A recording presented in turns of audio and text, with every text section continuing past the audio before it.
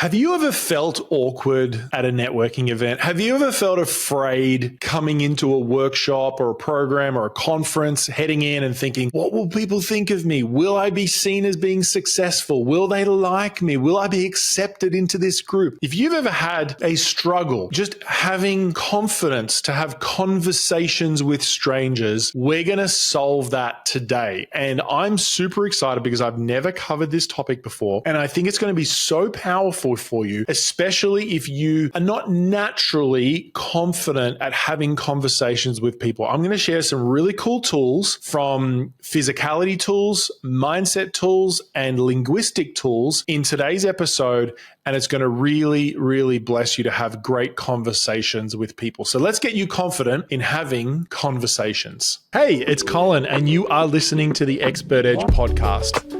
I was a professional speaker for over a decade, and now I focus on helping coaches, speakers, and course creators to speak and sell on virtual and live stages.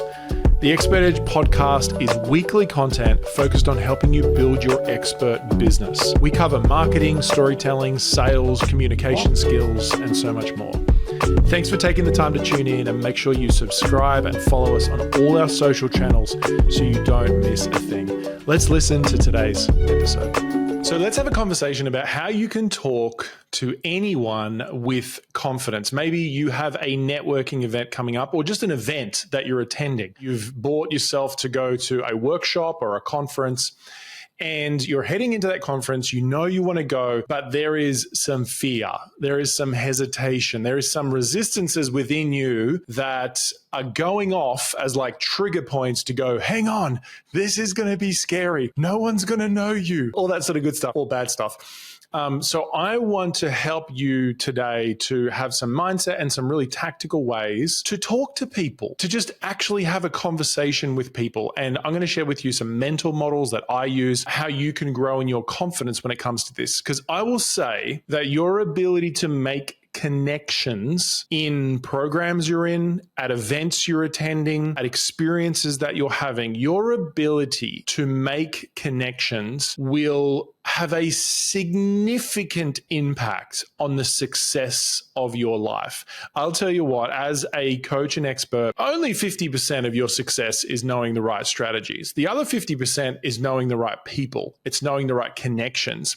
And learning this skill is such an important skill. I've never actually covered this skill before. And my wife and I were having a conversation about the Expert Edge podcast, and we were thinking, what would be a good thing to talk about and to have, etc. Here's some of the reasons why I think we get hesitant in this area. First of all, we have this fear of rejection, right? That's nothing new, but we all have this fear of rejection. We have this fear of being judged, this fear that, that we just simply feel like someone's going to reject us. Now, have you ever been to a networking event where someone has literally said to you, I am rejecting you? You haven't, right? And there might be one person, but I really doubt it. No one's ever said to you, I reject you. I do not want to talk to you. Like, that's like very rare, unless you're maybe on the Real Housewives of Orange County or something like that.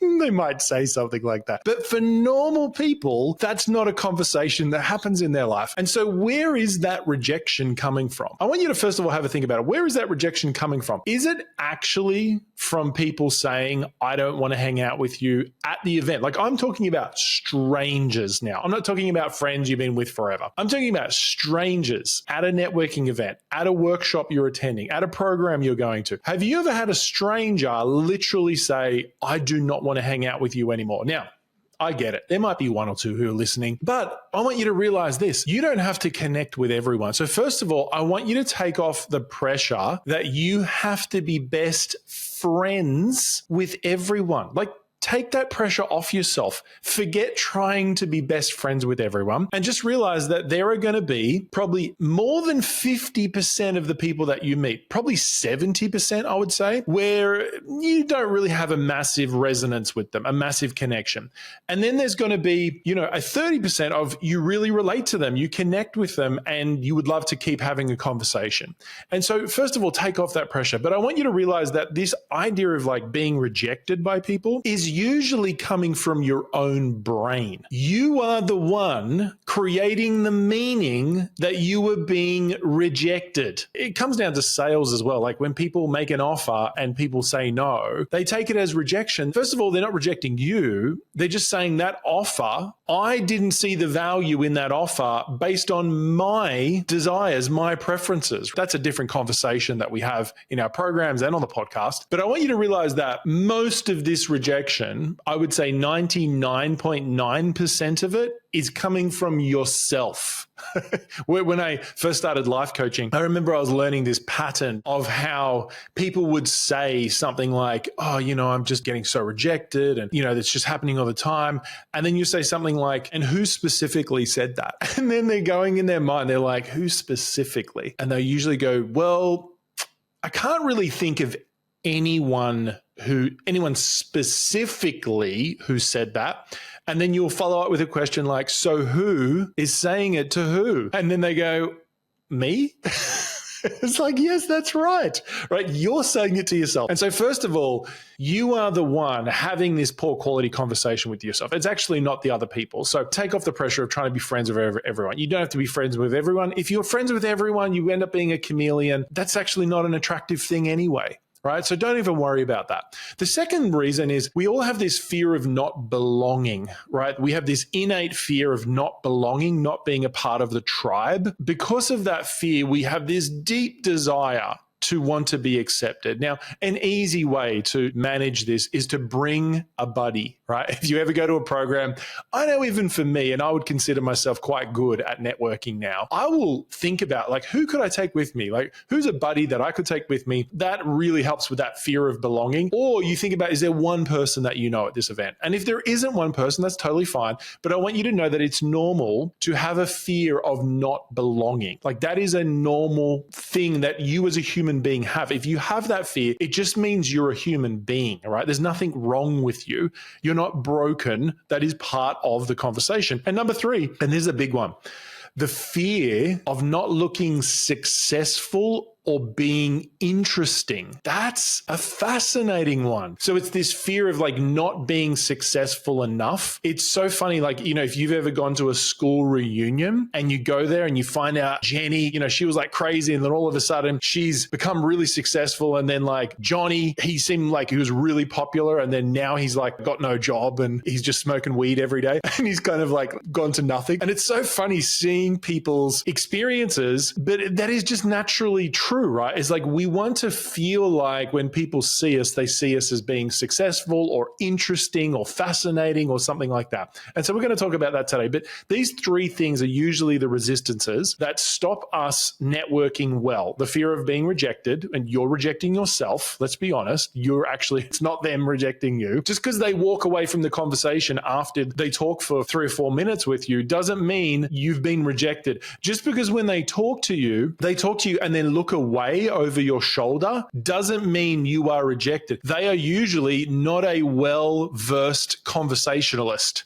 And you're going to learn this today. And so the fear of rejection, the fear of not belonging, and the fear of not looking successful or being interesting. And so these are the fears. If you have them, it's normal, welcome. That's part of being the human. That's the human experience. And so let's talk about what are some ways that you can network better and become more confident during this process. Number one, prepare your mind. As you go into it, rather than thinking about how uncomfortable you're going to be, who's not going to talk to you, how much of a loner you're going to feel like, ask yourself a question like, I wonder who I'll meet today. I'm really interested to see what sort of people turn up to this event. I'm fascinated to find out if there's some people that I connect with this event. Ask yourself some questions where it's first of all focused on others and increase your curiosity. One of the strategies I use, and I learned this as a coach when my initial coach training, was whenever you get stuck in a conversation, you need to lean in to curiosity. So saying something like, tell me more about that. How did that come about? So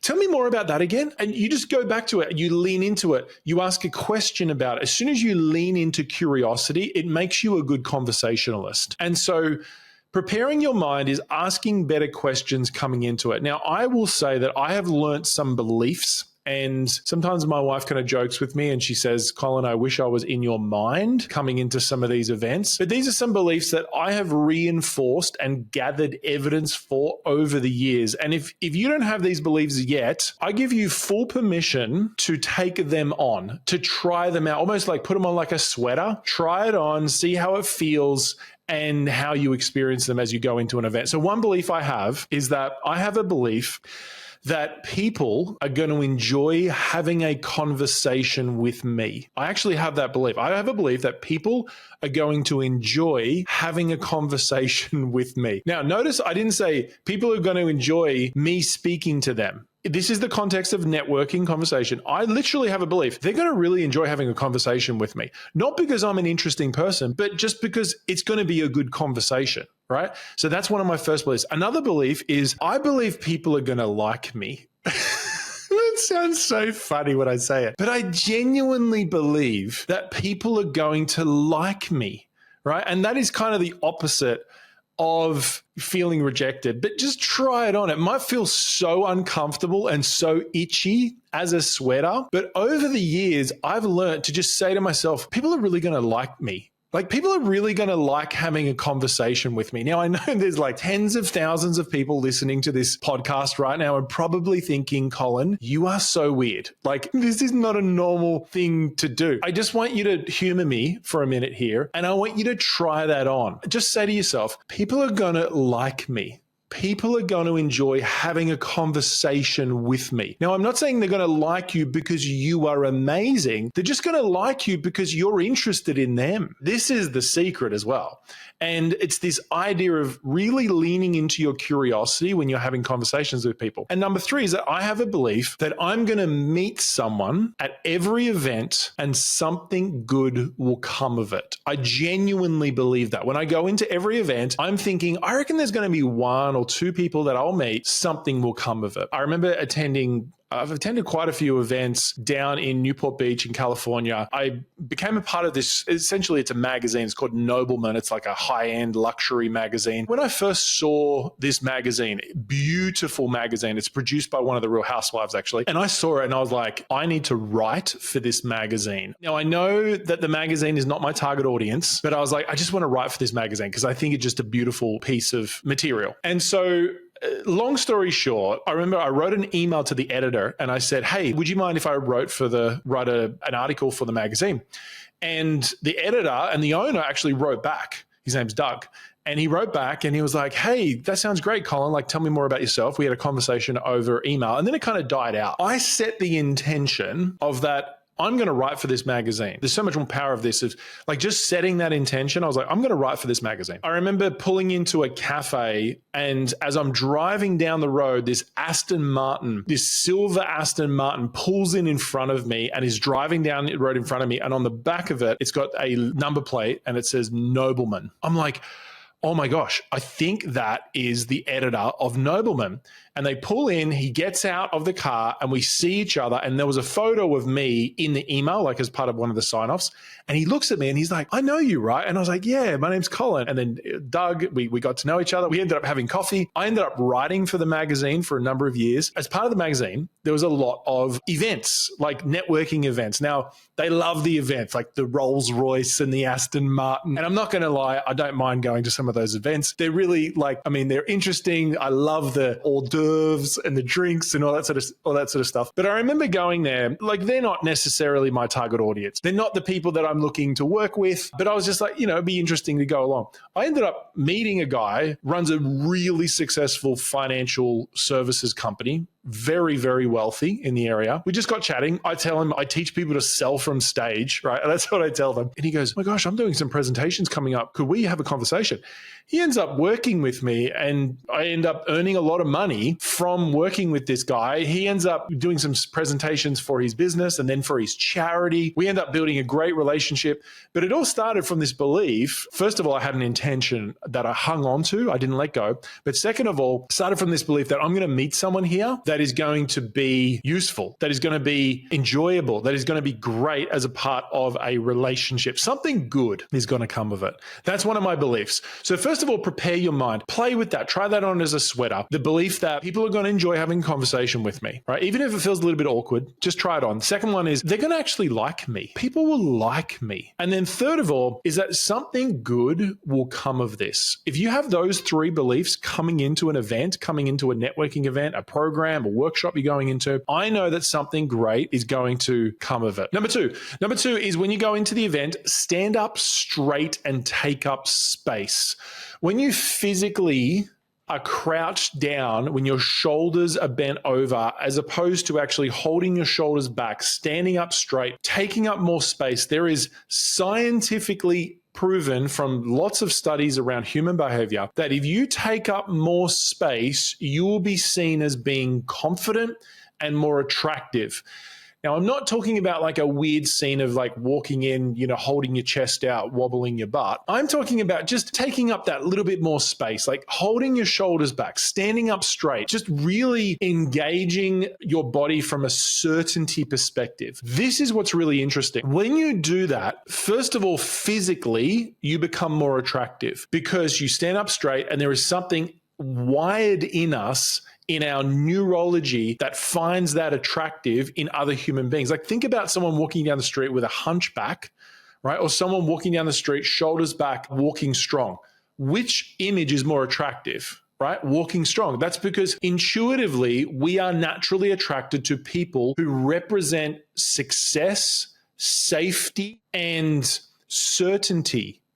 And so if you physically do that, that's just a physical thing that actually affects also your neurology. So when you physically stand up straight, you hold your shoulders back, chin up, and you just walk in and you physically hold your body straight. When you're standing, having a conversation with people, rather than having your legs crossed, which represents uncertainty because it's asymmetrical, have your feet flat, kind of shoulder width apart, stand up straight, like kind of the thinker position if you're watching the YouTube. By the way, this is on YouTube as well. We post on YouTube and I do other videos on YouTube. So if you haven't checked out my YouTube channel, make sure to go and check that out. Just go to Colin Boyd. But you could do the thinker, right? Where you've got one hand on your chin, one hand across your body and just kind of comfortable, but you want to have symmetrical legs. You want to have your legs straight. Try that on. That's really interesting. What tends to happen is if you look successful, like you're dressed well, you're standing straight, you've got a sense of physical confidence about yourself.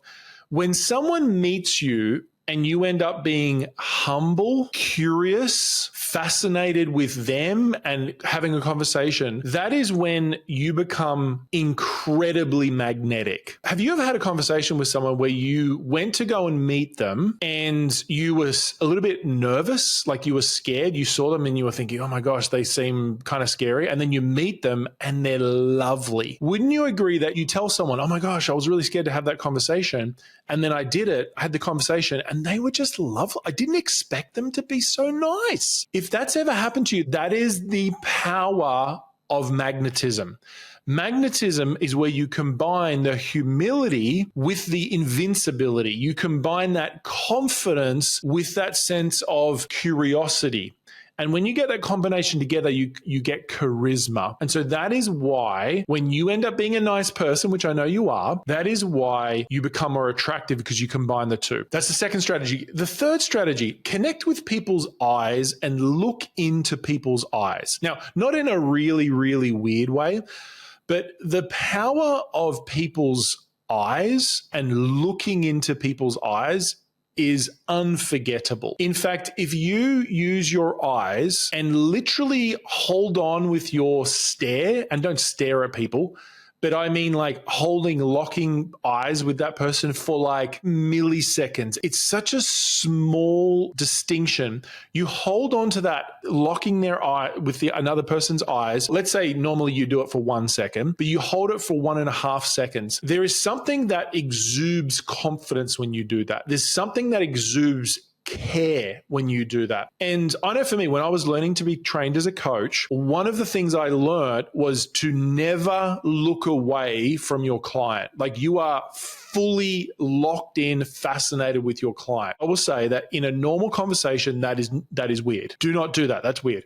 But in a coaching conversation, it's very powerful because people completely feel that attention on themselves. But what I recommend you to do is notice the power of your eyes. When you see someone, you connect with someone, hold that locking in with their eyes, just that couple of milliseconds longer, like half a second longer, and that will build an emotional resonance with the other person. It shows that you're connected to them and it makes them feel seen. Now, I will say with looking at people's eyes, some people have a rule in their mind where it's look away to talk. Some people have a rule in their mind where it's look into your eyes to talk. Have you ever had a conversation with someone and they don't look away? It's really weird, right? Because they actually have a rule in their mind. When I'm talking, I'm actually looking into your eyes. As a generalization, there needs to be a cyclical pattern that is useful. So you look into people's eyes, have the conversation or share what you're going to say, and then you look away for a second and then you look back at them. So it's like you look away for a second and it almost like is a breather, and then you look back at them, connect with their eyes. Now, what you need to be cautious of is when you're listening to someone, don't look away and kind of like look at something else. One thing you can do is you can kind of look down a bit and introspective and then look back up at them. That makes them feel like you're not looking away trying to find someone more interesting. Remember, we all have this fear of not being interesting. If you're listening to someone and you're looking away, looking at something else, it triggers the fear in someone of not being interesting or not being seen as successful or attractive or whatever it is. And so you can look down and be introspective and then look up.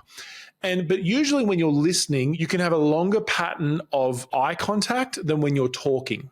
So when you're talking, you're going to jump in between, looking away, looking at the person, looking away, looking at the person. But you're only going to look away for for a very short second. But usually that happens as a generalization. That is a nice human behavior pattern. You look away for a bit, look to talk, look away. And you'll notice that some people have a really strong look away to talk. Like you'll be talking with them and they're looking away while they're talking the whole time. That is not a great pattern. It's just a pattern that doesn't create engagement and connection, right? And so you need to be able to go in between. So really what I'm saying is just find the balance. Look away for a bit, connect with their eyes. But when you first meet with someone, connect with their eyes just that half a second longer. It's beautiful. It's beautiful. The next strategy I want you to think about with having great conversations is what I call pace lead. Pace lead is where you don't get too intrusive with your conversation too early. You don't get too intrusive with your conversation too early. You actually ask questions that are within their knowledge range, that are within the space for them of feeling like you're not trying to push them or stretch them to actually do something they feel uncomfortable about. Does that make sense? Now, what I'm going to do is, because we've been going for a little while now, I'm going to press pause because I wanted to make this a 2-part series. So in the next episode, I'm going to give you a whole bunch of questions that you can ask people at a networking event that will help you to pace them and then to lead them, to pace, like pacing questions and leading questions. So let's review what we've gone past so far. We've talked about the 3 big fears: the fear of rejection, the fear of not belonging, the fear of not looking successful or being interesting, right? Then we talked about preparing the mind. I want you to try on some of those beliefs because we've already gone pretty deep into this stuff already. Try on some of those beliefs of what if people actually like me, right? Try on the belief of people are going to like me. People are going to enjoy a conversation with me because I'm interested in them, by the way, not just because you're interesting, right? And a belief that something good will come of it. Stand up straight physically when you go to have a conversation with someone. Don't be asymmetrical. Don't lean over. Don't be hunchback. Hold your shoulders back. Look in their eyes. Stand up straight. Connect with their eyes. Connect with their eyes just that little bit longer. When you meet someone, we're going to be pacing them, not leading them. We're not going to be doing too extreme things right away. We're just going to be pacing their process. So first of all, if you've found this interesting and you want me to do more podcasts on the idea of just having conversations, send me a DM in Instagram and just say, hey, Colin, really enjoyed so far what you've talked about with this idea of just how to have a conversation with people. I want to hear the pacing. I want to hear the leading questions. I've got some more things around curiosity. I've got some more things around how to answer questions properly and not be that really annoying person, right, who just talks forever. I've got some really cool strategies on how to do that. That's what I'm going to do in episode 2. So if you've liked this, come back for episode 2. That's going to be dropping next week. And so I trust this has been valuable. I'm going to leave this as a bit of a cliffhanger because we're going to go deep into this next week. Send me a DM on Instagram, just at Colin Boyd, if you've enjoyed this conversation about having conversations. I'm looking forward to bringing you episode 2, where we're going to close this loop of how to have confident conversations with people. Make sure you are following the show. Make sure you are a part of it. Check out our YouTube. We've got lots of really cool new YouTube clips on my YouTube, and the link will be in the show notes. And if you haven't yet been a part of our conversion story formula, what are you doing? You're living under a rock. Go and check out conversionstoryformula.com. It's our initial experience that people have on how to tell great stories. And I will say stories are a great way of having conversations, knowing how to tell a great story. You'll learn how to tell great stories and also stories that convert. So if you haven't checked that out, definitely check out conversionstoryformula.com. I'm excited to keep having this conversation about conversations. We'll see you next week. Bye for now.